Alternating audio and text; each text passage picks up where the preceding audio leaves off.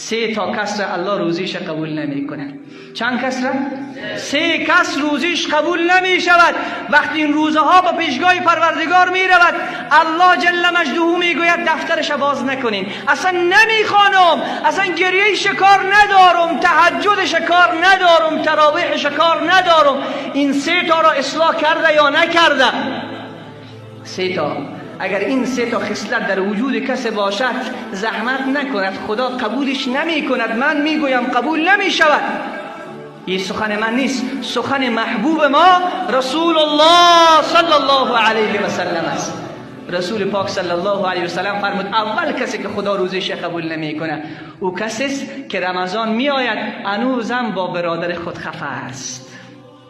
رمضان می آید هنوزم با مادر و پدر و همسایه و رفیق و دوست و مسلمان خفه است. قلبش پر از کینه هست، پر از کینه.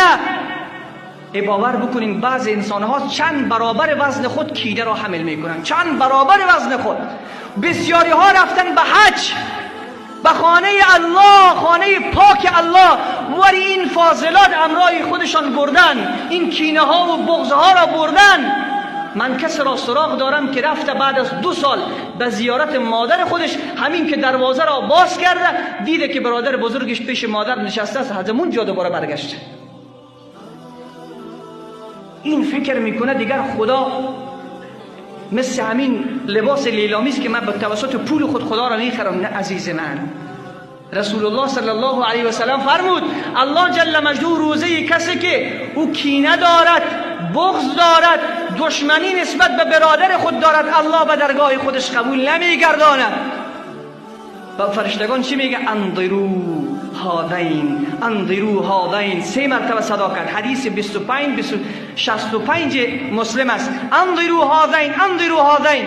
ایره بانین تا زمانی که صلح نکرده روزیش قبول نمیکنم. ایره به خواهران ما خبر برسن. عزیزان من، اونهایی که فکر میکنن ما ببخشیم، ما عفو بکنیم، ما کم میشیم، نه. شاید انسانهایی باشن که بگوین اگر ما گذشت بکنیم اون به جنت میرود. نه، اگر تو گذشت کردی و آغوش خود را باز کردی، الله تو را به جنت میبرد. هیچ بهانه نمیشود، هیچ بهانه را خدا قبول نمی کند. اول او شروع کرد، دخترش به من نداد، پول مرا گرفت، زمین مرا گرفت. بهانه ها نمیشود. اون مسلمان است، باید برای الله آغوشت را باز کنی و الا خدا روزه را قبول نمی کند.